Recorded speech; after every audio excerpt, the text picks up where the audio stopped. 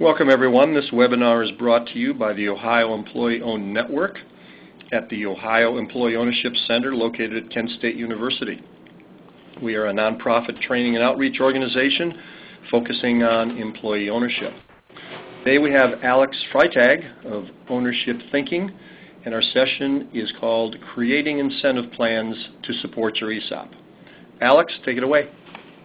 Thank you, Jay. Thanks very much, and I hope everybody can hear me all right. And if not, as Jay said, just speak up. And because we have a relatively small number of attendees, we could certainly make this somewhat conversational. So as a question occurs to you, feel free to interrupt me or raise your hand via the chat feature, and I'll stop what I'm doing and we can talk. But what I thought I'd do in terms of an agenda is just give a brief background sort of overview of ownership thinking, what that process means, what that system is about, a little background as to, and when we think about incentive plan design, some philosophies, some sort of basic tenets, psychological philosophies to keep in mind. And then the remainder of the hour, we'll finish by 11 Eastern Time. I'll split into two sections. One is to talk about designing an incentive plan, and the second section is to talk about funding the incentive plan. So there are two elements to this that I think are both equally important. In terms of background, Ownership Thinking is a training consulting firm. We're about 17 years old, founded in 1995. I'm a partner in the business. We're based in Denver, Colorado. Brad Hams is the founder, lives out in Denver. I'm in Columbus, and we sort of split up the country that way and work with companies to implement ownership thinking around the country and now around the world. We have a book out called Ownership Thinking, which is on Amazon and Barnes & Noble if you're interested in reading more about this. It's a great read, a very good business book. Conceptually, Ownership Thinking is about helping employees think and act like owners, which is certainly a wonderful thing. And so we love the name of the company. On this list here on the left under the owner, you see this is what we hear most owners think about.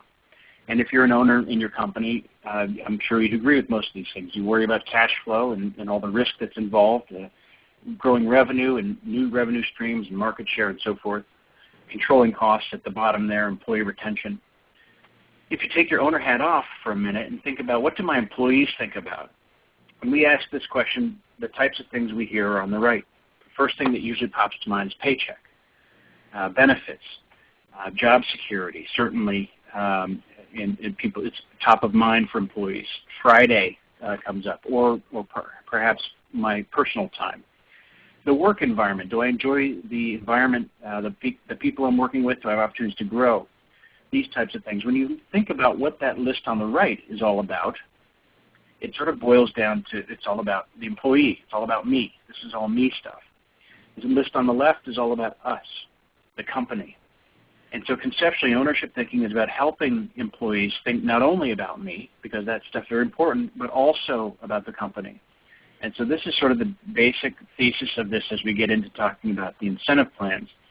And the truth is, if we take better care of all the items on the left there, we grow revenue, we increase employee retention, reduce costs, control costs, we take better care of our cash, and so forth.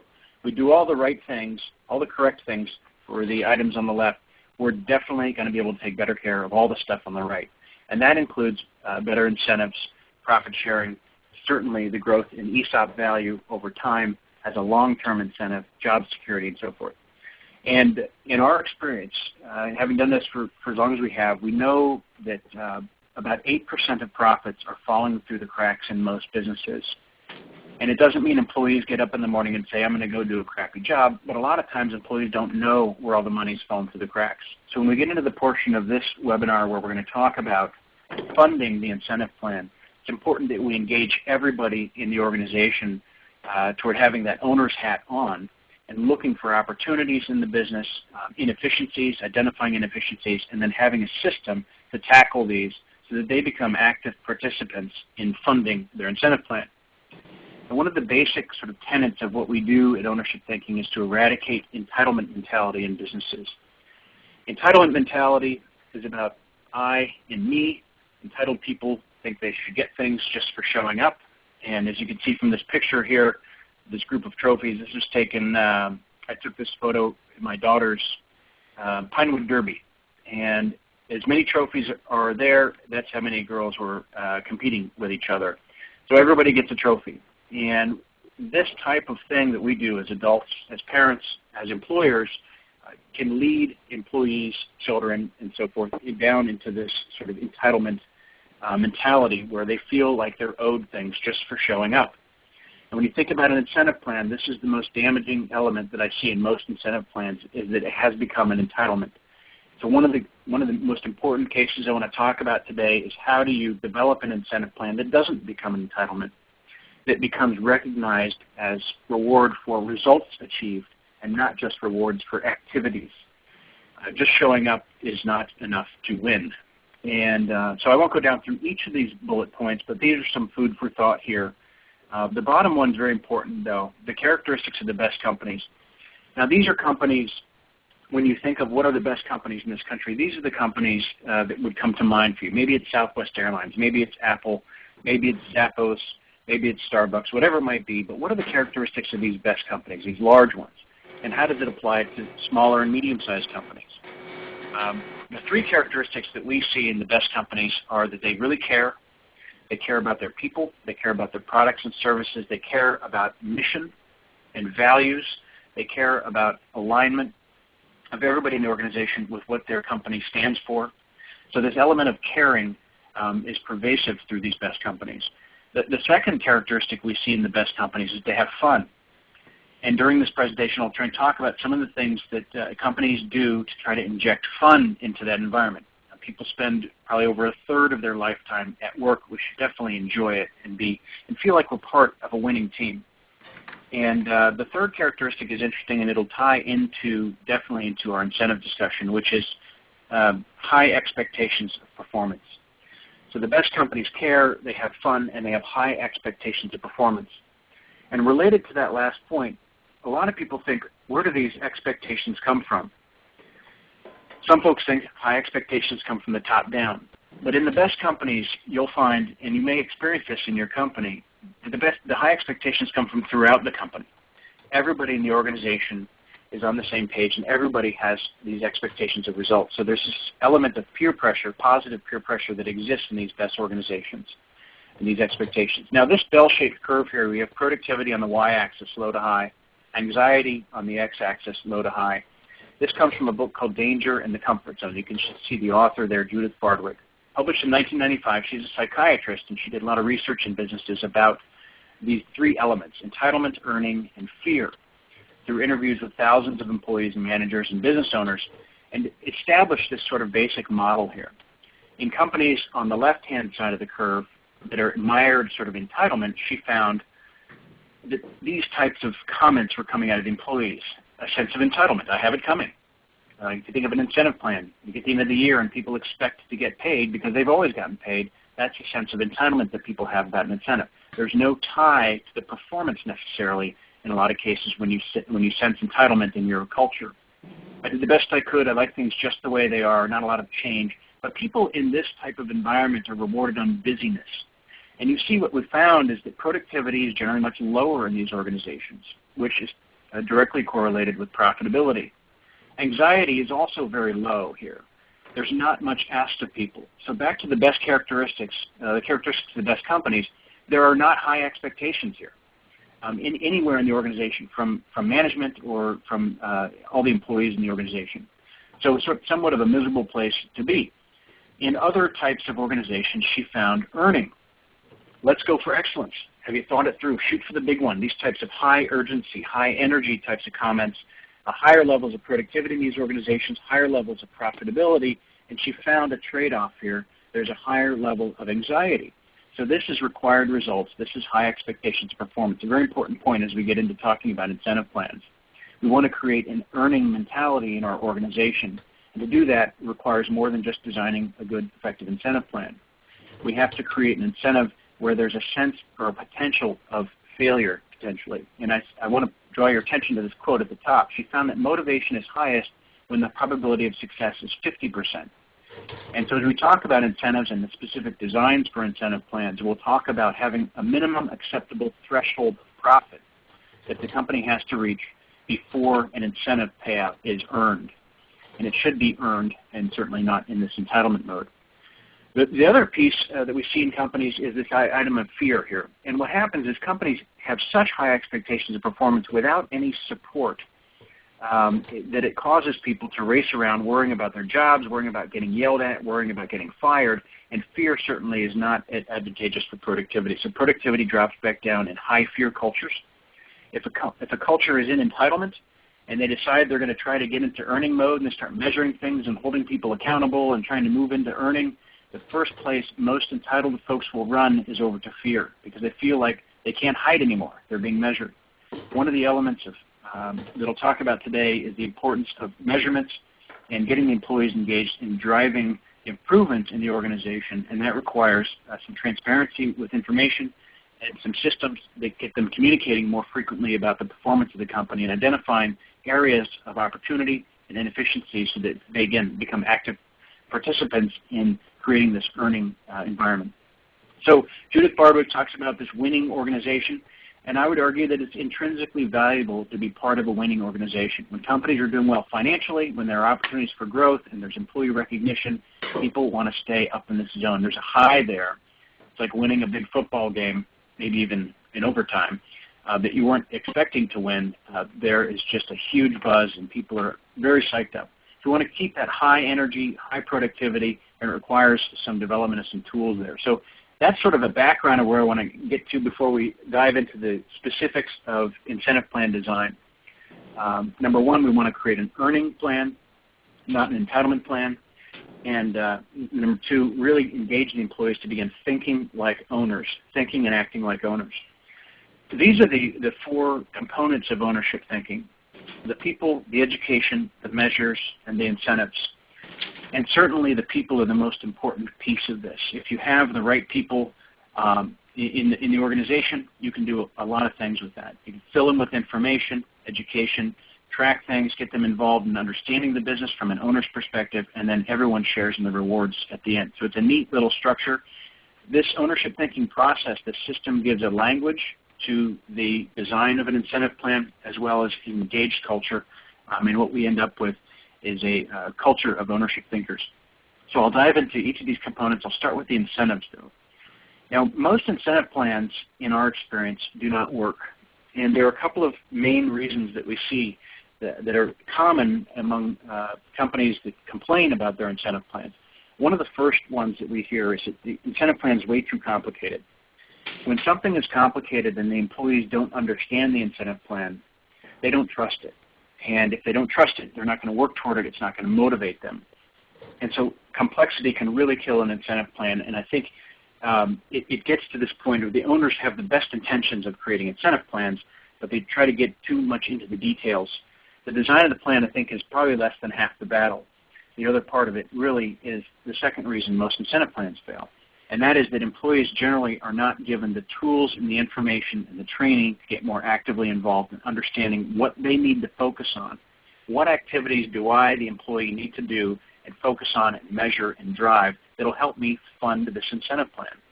So it requires a sort of a systematic approach to communication within the organization that will get the employees engaged. So one of the first questions I want to ask, and you can answer this sort of on your own, out loud perhaps, if you're in a group, what should the goal of your incentive plan be? And because we have open phone system, would anybody like to suggest a couple of ideas? What should the goal of an incentive plan be?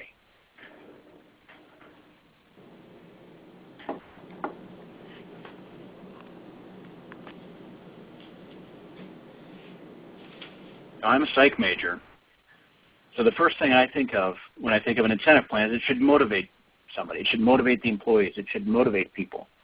Motivation is key, and I agree with that. But the second component, which is equally as important, is it should change the financial performance of the company.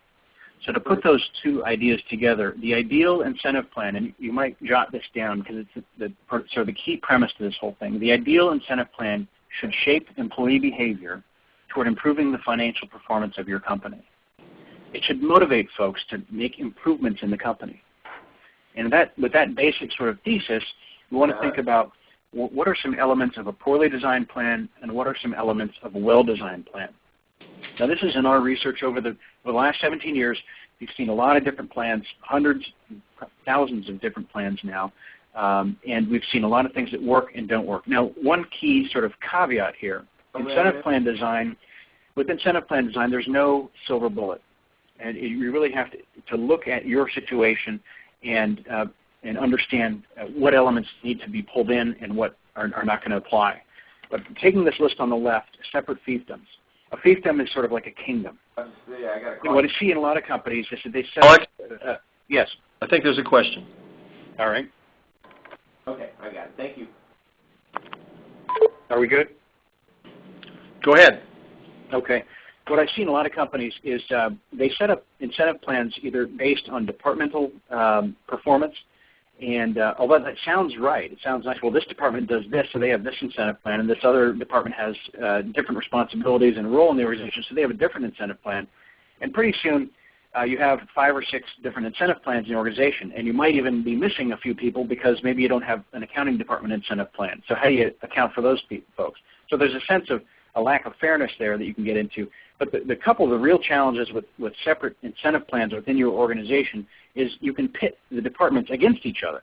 People are smart. They're going to figure out a way to get their bonus or their incentive. And so they might do things that seem somewhat dysfunctional. They might try to take the best people into their department or the best resources or equipment into their area of the business because they figure out we're going to figure out a way to get our bonus. And so we don't want departments pitted against each other. We want all the arrows pointing in the same direction.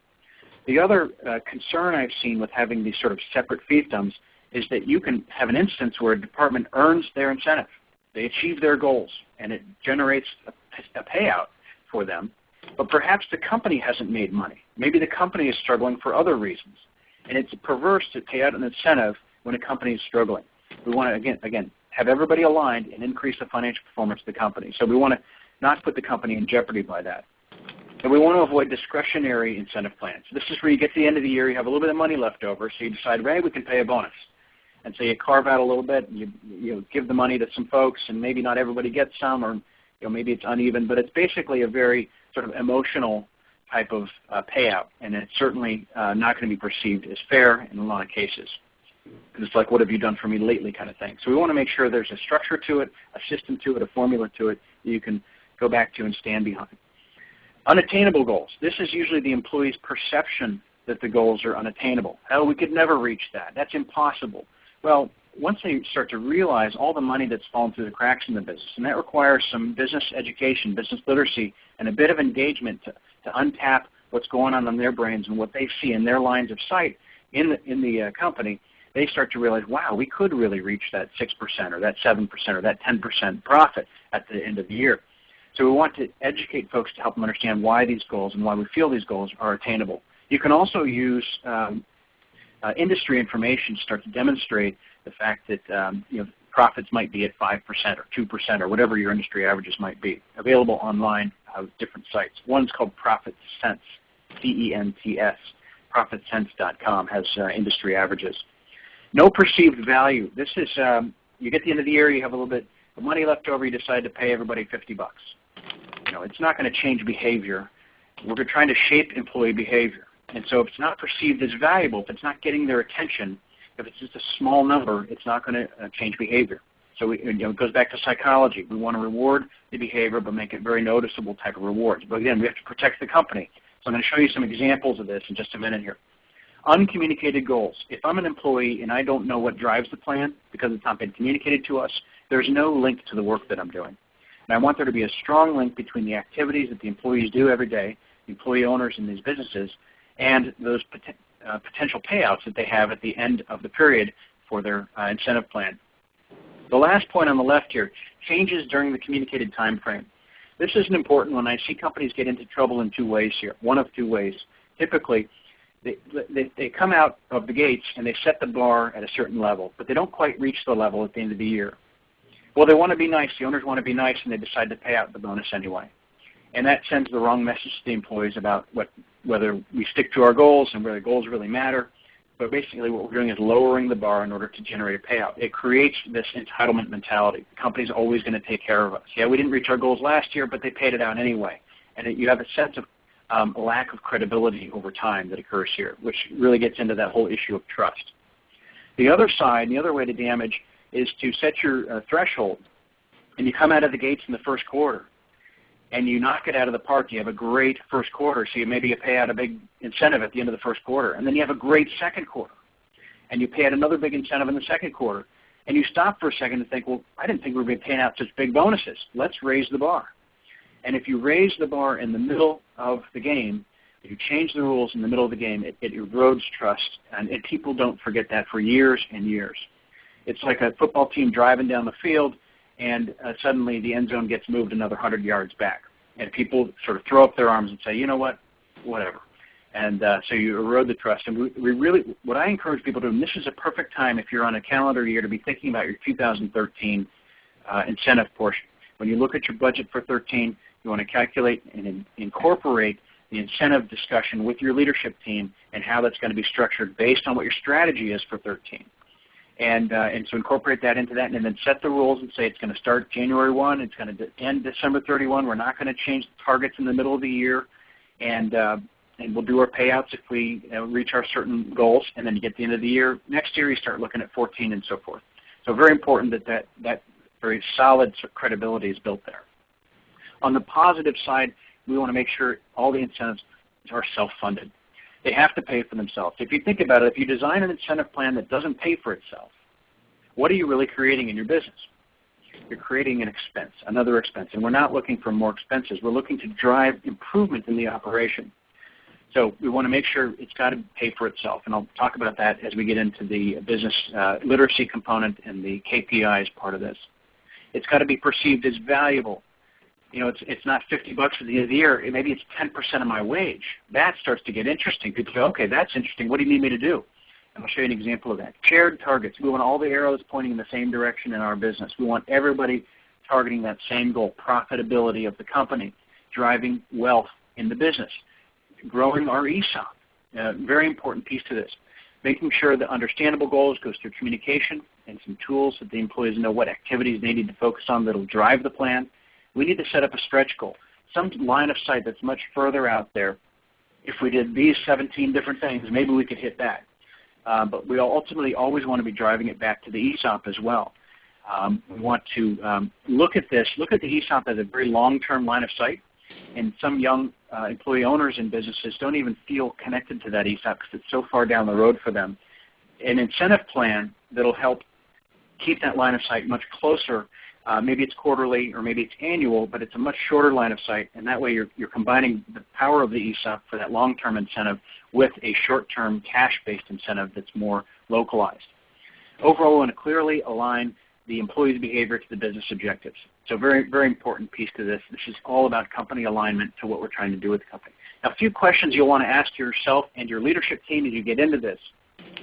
What are the key indicators we're going to focus on for our incentive plan? I suggest no more than 2. And really, I mainly focus on 1. It's the profitability of the organization.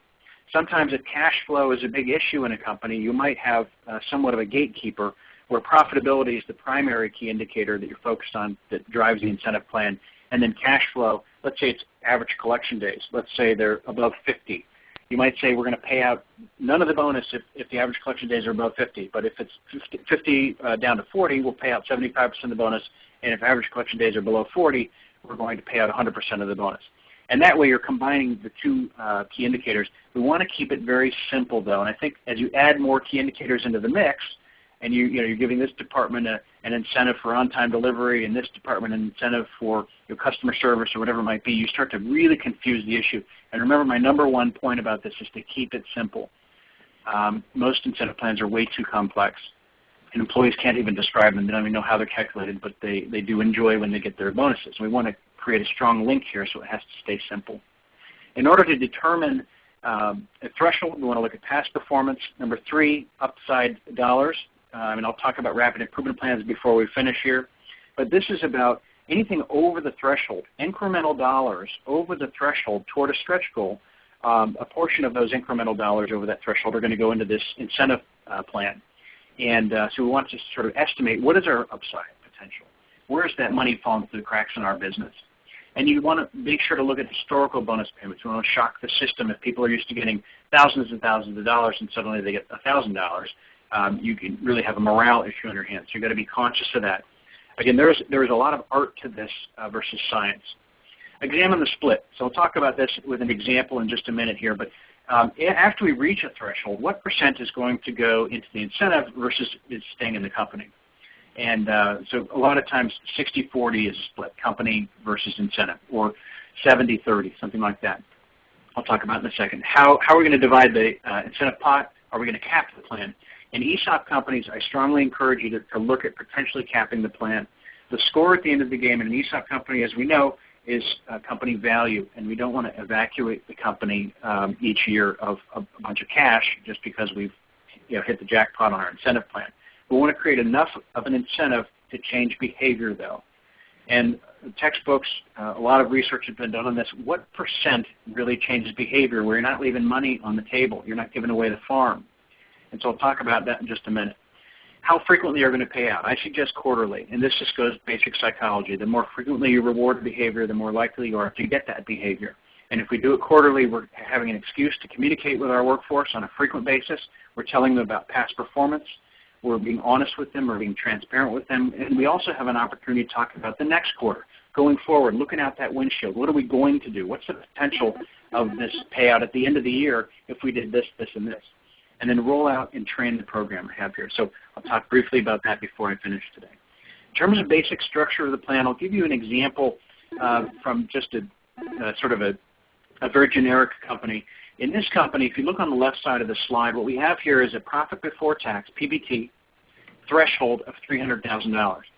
Now this company decided on $300,000. They have other obligations that they need to think about. Your threshold might be $500,000, it could be $1 million, it could be $50,000. You want to establish a threshold that allows you to accommodate 4 basic obligations that you have as a company. One certainly is taxes. And often I'll ask employees, what percent of our profits do we pay in taxes? And they have no idea. You'd be surprised. I would encourage you to ask your employees what percent of profits that they think are paid in taxes. And in most cases, with all the taxes bundled together, it gets toward 50%. And I want them to have that in mind. Half of that money has gone away. The other half, what happens to that? Well, we've got to reinvest in the business, we've got to pay down debt, and we've got the ESOP obligations, return on investment sort of opportunities there. Those 4 things. So you establish your threshold by thinking about the obligations the company has, and then this down here at this company, they had a $650,000 stretch goal.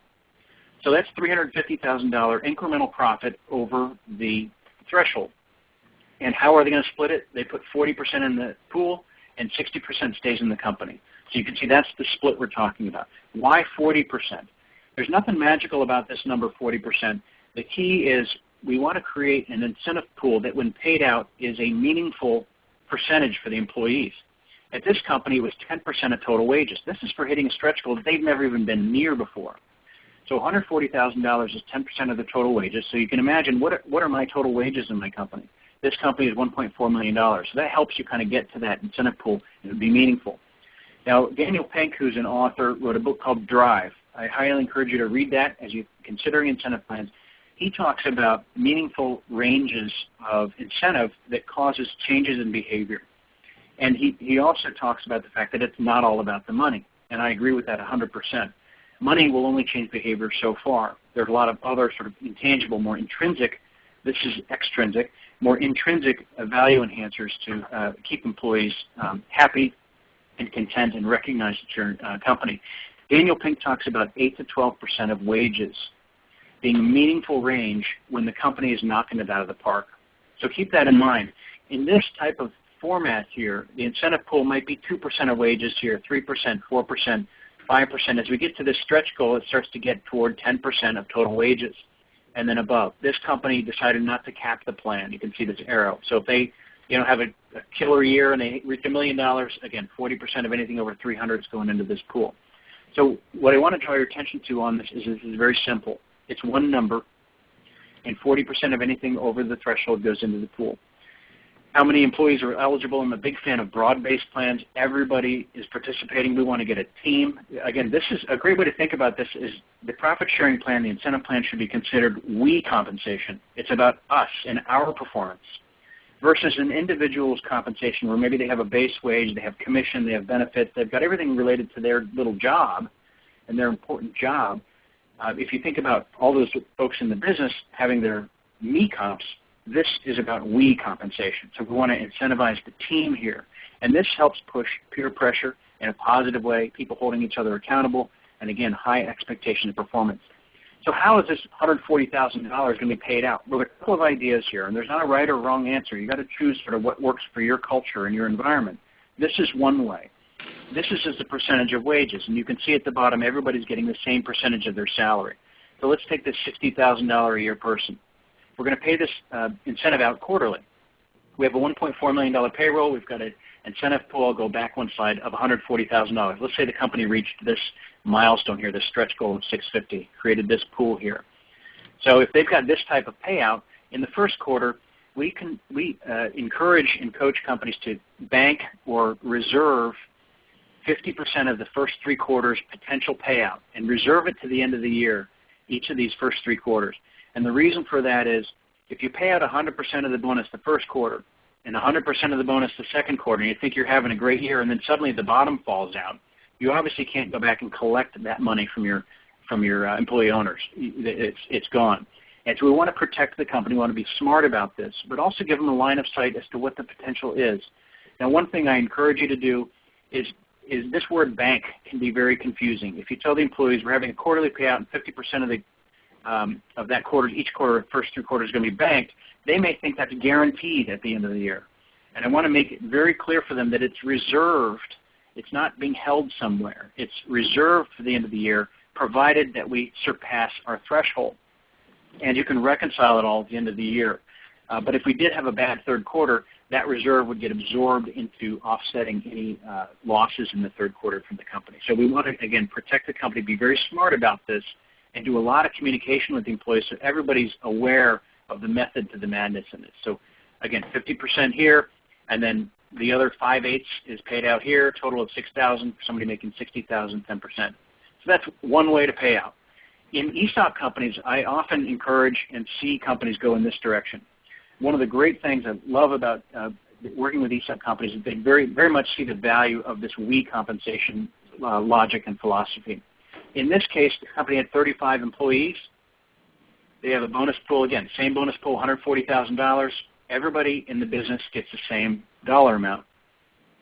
Now, you might think, well, that doesn't seem fair, or that seems like socialism, or, everybody's not equal. But, again, we're not going to tolerate underperformance.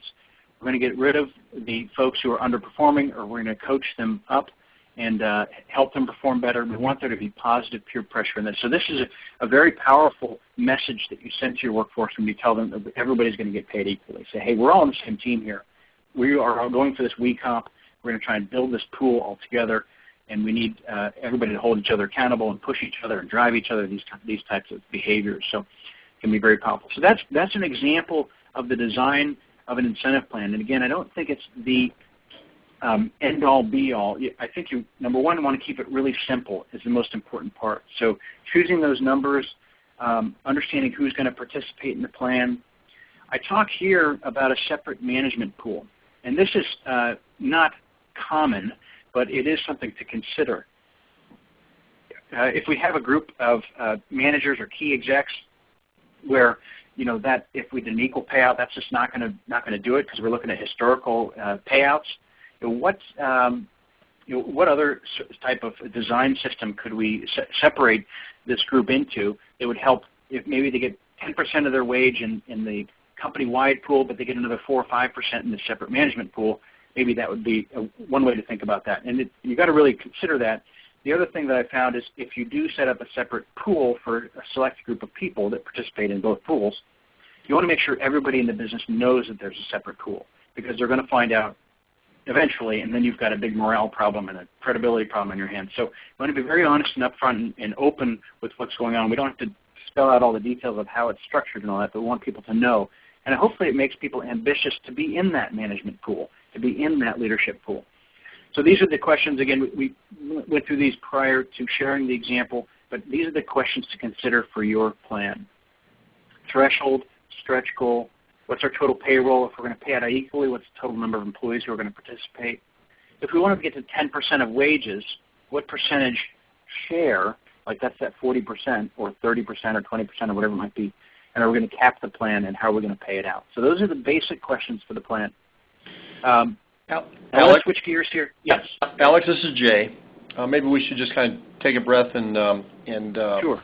offer the chance for some questions. But I have a quick one. If you can go back to that previous slide. Sure. That who will participate, I think, is a very key element, especially in an ESOP company. And I'd be curious, in your experience, have you seen companies that have designed incentive plans that are focused on specific groups of employees rather than the entire workforce? For instance, a sales organization commission is the most obvious, and maybe a separate management pool, as you mentioned, or maybe production incentives in the manufacturing area of a company that are specifically designed for incentives for particular people, as opposed to a bonus that covers the entire company. And what happens in a company where they don't have an incentive for the entire company other than the ESOP? Yeah, good question. I would kind of go back to that idea that if you pick departments and you set up separate incentives by groups of employees, you can have the potential of pitting groups against each other. And that's sort of the biggest concern I see in that. So I try to dissuade and coach companies away from, the other side of it, it's difficult to administer that when you have 4, 5, or 6 different incentive plans. Now, sales commission is an important comment. This is in addition to, and generally I want the salespeople to participate in these types of company-wide comp plans because we want them to certainly play nice and be going after collections for our customers and incremental sales and gross margin, attention to that, and really tuned into all the communication. So I would they'd have base, they have commission. Those are sort of the comp pieces, and then again, this goes that umbrella sort of over on the comp side. So I try to stay away from having a lot of different groups participating at different levels. I think that's the complexity. Yeah, thanks. Other questions from anyone? Good. I want to switch gears.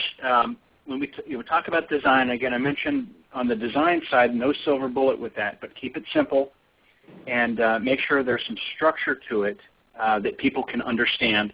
And then second part of this, and this goes back to the second reason most incentive plans fail, is most of the time companies don't give the employees all the tools necessary to get actively involved in funding the plan.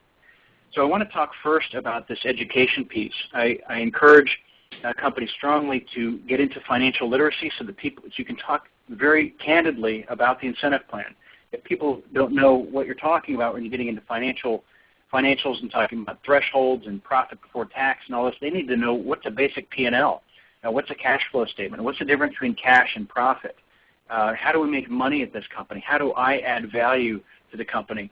And one of the main reasons for doing this is what your employees don't know can hurt you. And the example I use, and we survey employees each week with the same question, and I've found the same answer since 1996 that I've been doing this. Most employees think profit in a business is between 30 and 50% of sales. And the problem with that, as we know, it's usually less than 10% in most industries. And in fact, I'd argue closer to 5%.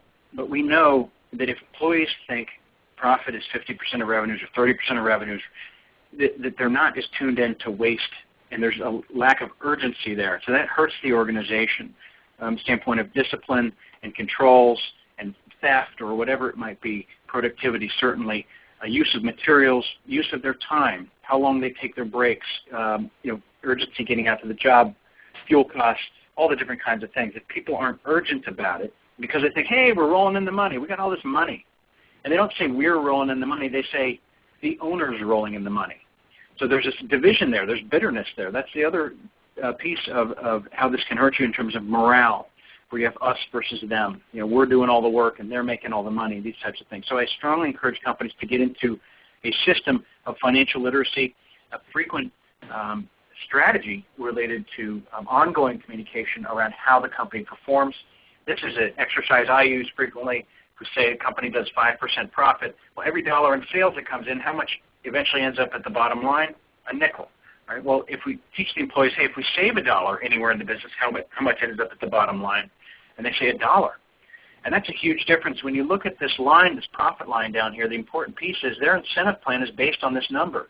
So if we want to really engage them and have them think about what's in it for me, why should I care, we start having them think about, let's pick up all the dollars that are lying around, all the dollars that are falling through the cracks. We also want, obviously, to keep them encouraged to increase profitable sales, but we recognize that if we wanted to put $1 to the bottom line by increasing sales, we'd have to increase sales by $20 in this example.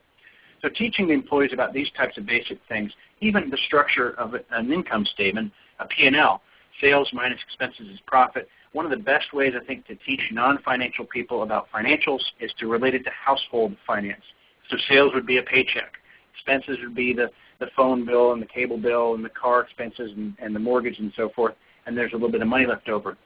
And if we can help employees start thinking about, well, if you go out to dinner less often, or you change phone providers, or you drop HBO, you do all these kinds of things to save money at home, you're trying to put more money to the bottom line. Well, think about that in the context of our organization.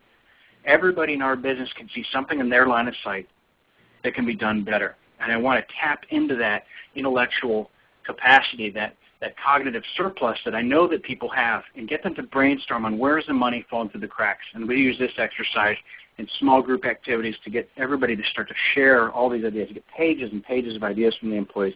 They really want to have a voice. They really want to participate in this.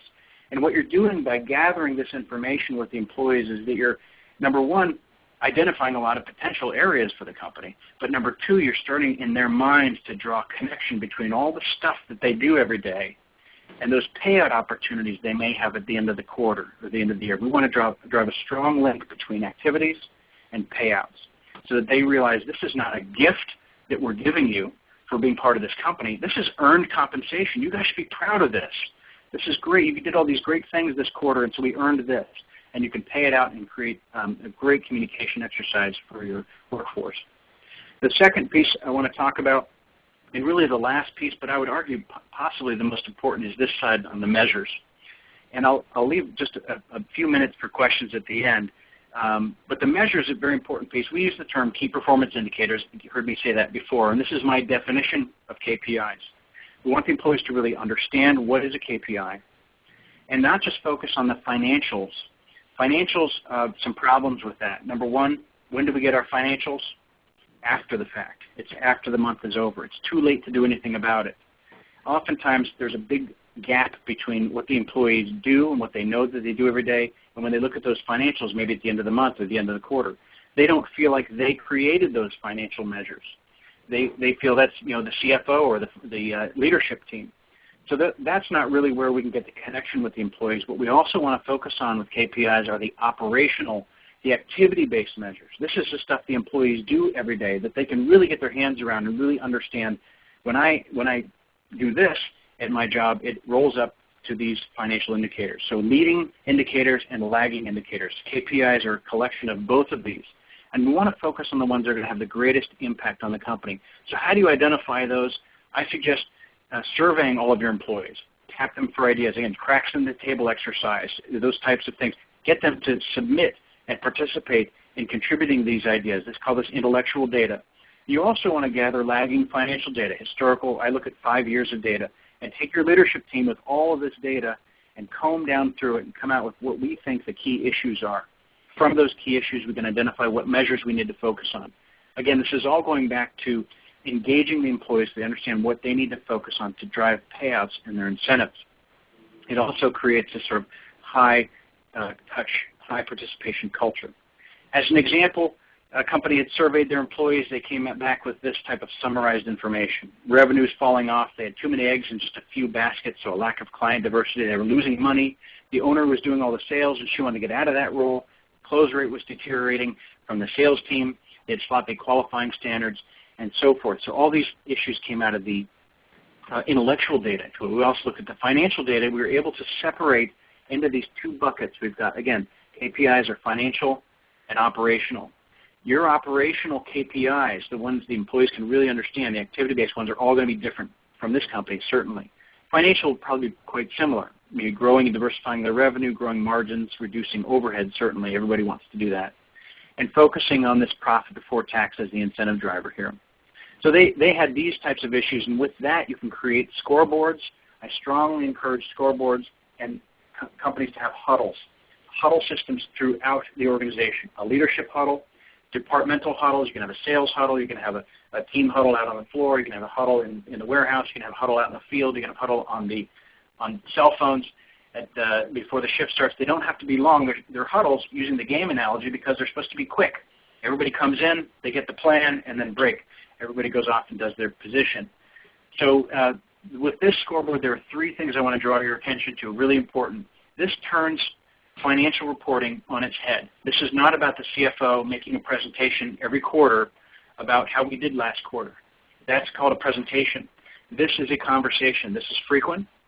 It is high level of accountability here. We have employee names on the scoreboard. When you have names, what else do you have? And I'll say it, it's accountability. We want to push you. Yes. Question there? Accountability. So we've got the names here. Is one thing I want to draw your attention to. If you have scoreboards, put employees' names on there. Ask them to get more involved in this.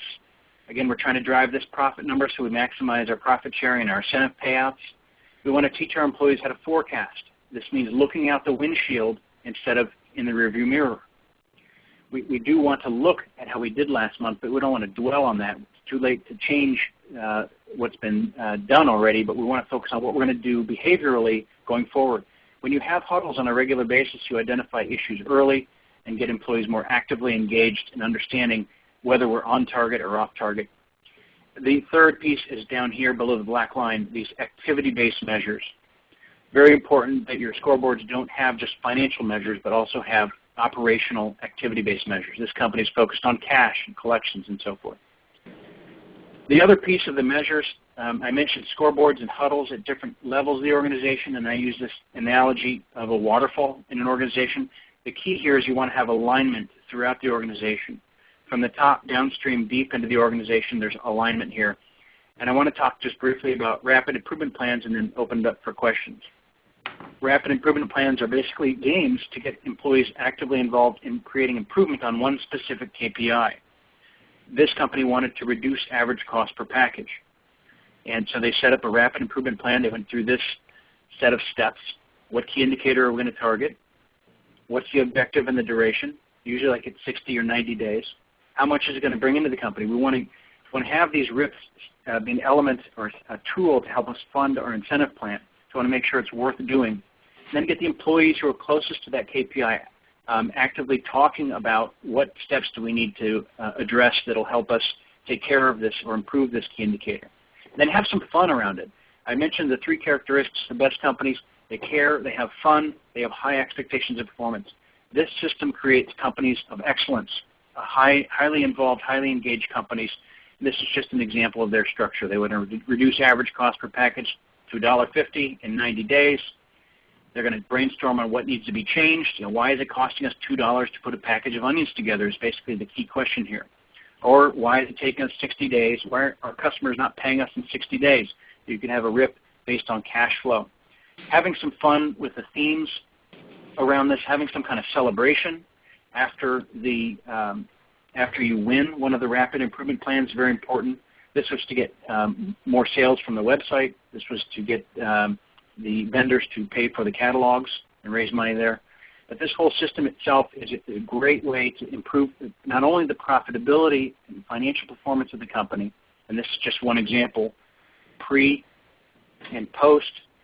These are the KPIs they focused on, and you can see we're talking about incentive plans here. In this case, no incentive plan, and a year later, each employee, they paid out equally.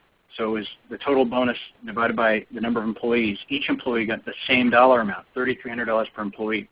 So we balance, this whole system balances the financial focus of an organization with building a much more engaged culture, a culture of participation, and a culture where everybody can win at the end of the period.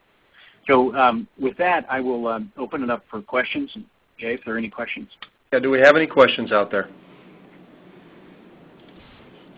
Really, you have a unique opportunity here to talk with Alex, and there's an awful lot of information that was covered in this hour, and it doesn't do it justice. But do you have any questions? Sure.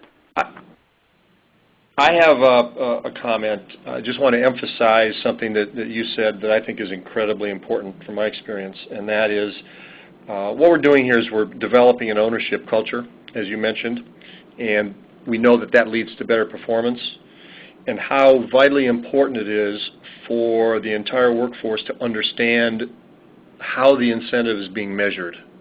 It sounds kind of obvious, but often isn't done. And tied to that is the tactic of using an incentive to do that, but also the tactic of training your entire workforce.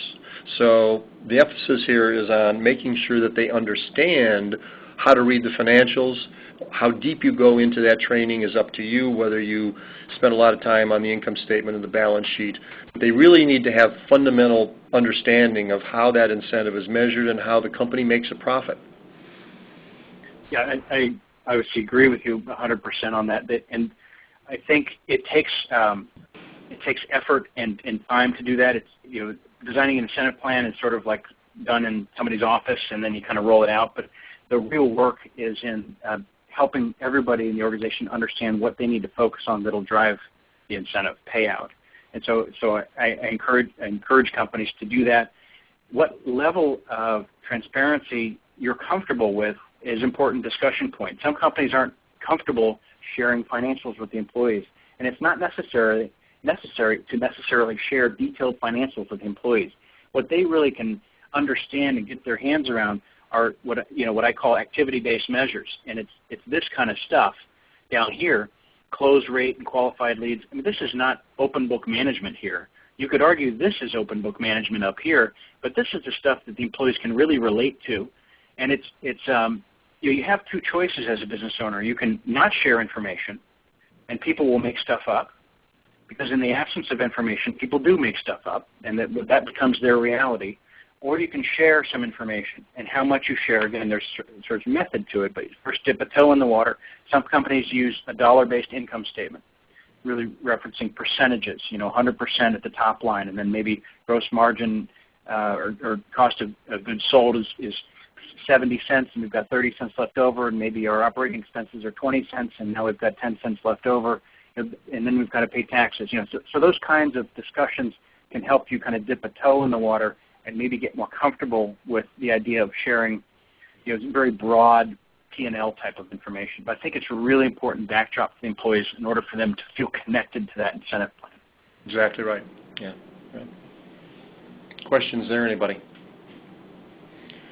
I guess another comment that I had goes back to how you set up this whole presentation. If you go back to your slide 4, I believe it was, the entitlement graph. Yeah.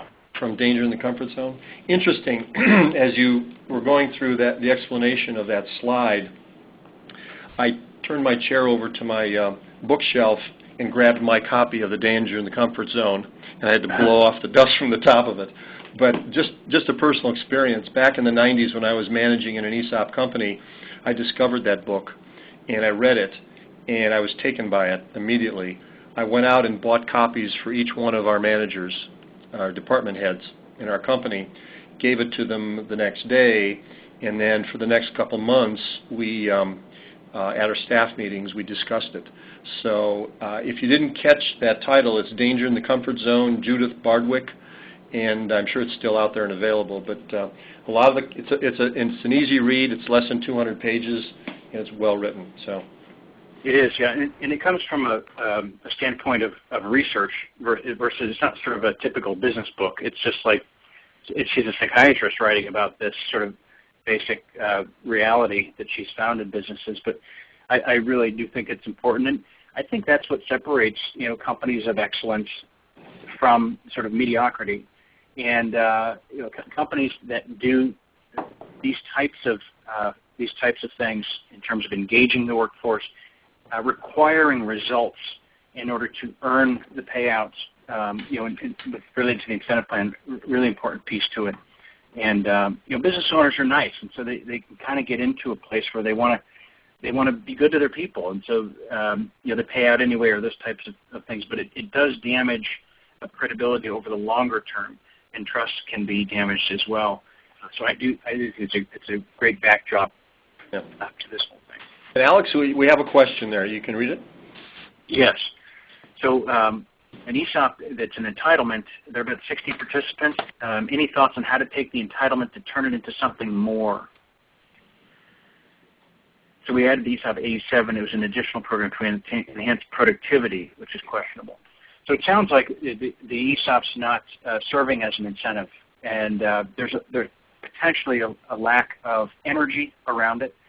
My suggestion would be to create somewhat of a campaign around re-energizing the whole ESOP, potentially with a short-term cash-based incentive. We want to try to get people's attention, get them engaged in really, number one, understanding the potential of the ESOP and what it's going to do for them in the long term, but then in the short term, give them some tools, some mechanisms that they can very easily put into place that will help them engage in creating small wins, small improvements. I think one of the best places to start where companies get a lot of bang is in these rapid improvement plans. Having some kind of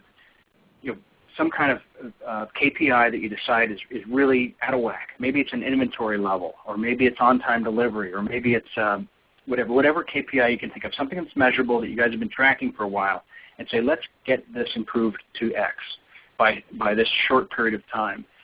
Set up some kind of fun celebration. And I discourage employees from spending a ton of money on the celebration.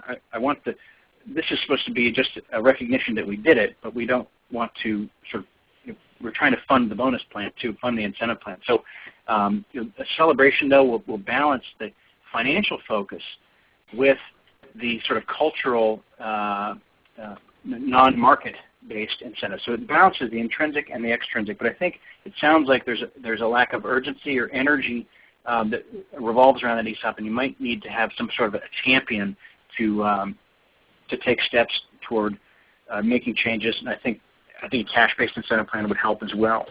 So hopefully that answers the question. But if you have further elaboration, I'm happy to answer more. Those are some good comments. This is Jay again. I guess my comment on that question would be the ESOP would be considered an entitlement only if it grows a nest egg for the participants.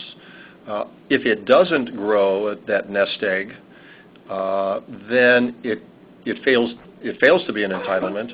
And I think the workforce, the workers need to be convinced that what they do each and every day affects the size of that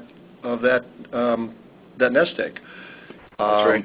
Maybe some training or some focus on how each employee affects that bottom line, and convincing everybody, whether they're within their department or within the entire company, that they can have an effect on their own retirement plan. Yeah, and that talks, Jay, a lot to the lack of a link between activities and the ESOP potential. And I think that weak link between those two can be cured with more active kind of communication around that. Financial education, scoreboards, huddles, just more energy and enthusiasm around driving awareness of the value of the ESOP, as well as mechanisms to drive the improvement in the performance of the ESOP. Right. A lot of what you've outlined here, I think, would contribute to that. Great. Okay. Any other questions?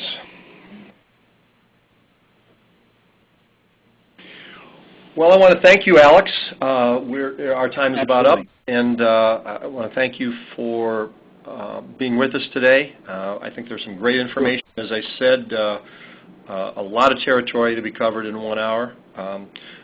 If you want to, there's the information on contacting Alex for all of those that you would like to have follow-up questions. You can call Alex or call us here at the OEOC. This session is ended, and I want to thank you again for attending. And just be aware that our employee-owned network, Ohio's employee-owned network, will have a CEO, CFO forum and company tour at Mills James in Columbus, which is a very popular event for our ESOP executives, and that is on the 30th of October. So check our website out, and we'd love to see a lot of ESOP managers attend that event in Columbus. Thank you again. Thank you. Thank you. Please stand by.